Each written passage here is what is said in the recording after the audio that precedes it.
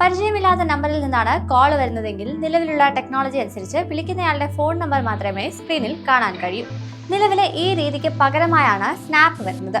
നിലവിൽ true collar പോലെയുള്ള third party ആപ്പുകളാണ് കോളറിന്റെ പേര് കാണിക്കാൻ ഉപയോഗിക്കുന്നത്. എന്നാൽ സ്നാപ്പ് വഴി സിം കണക്ഷൻ എടുക്കുമ്പോൾ നൽകിയ KYC രേഖകളിലെ സർക്കാർ അംഗീകരിച്ച പേരായിരിക്കും സ്ക്രീനിൽ തെളിയുക. ഇതിലൂടെ സ്പാം കോളുകൾ, സാമ്പത്തിക തട്ടിപ്പുകൾ, സൈബർ കുറ്റകൃത്യങ്ങൾ എന്നിവ ഒരു പരിധിവരെ തടയാൻ സാധിക്കും. ഈ വർഷം അവസാനത്തോടെ സേവനം നടപ്പിലാക്കാനാണ് സർക്കാർ ലക്ഷ്യമിട്ടിരിക്കുന്നതെങ്കിലും ഇപ്പോൾ ഔദ്യോഗികമായി മാർച്ച് 26 വരെയാണ് ടെലികോം കമ്പനികൾക്ക് സമയപരിധി നൽകിയിട്ടുള്ളത്.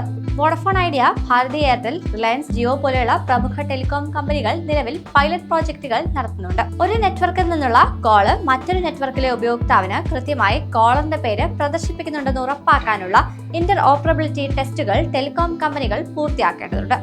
ആദ്യഘട്ടത്തിൽ 4G, 5G നെറ്റ്വർക്കുകളിലെ ഉപയോക്താക്കൾക്കായിരിക്കും ലഭിക്കുക. ഇനി തട്ടിപ്പുകാർക്ക് തേർഡ് പാർട്ടി ആപ്പിലേതുപോലെ പേര് മാറ്റി വിലസാനാവില്ല.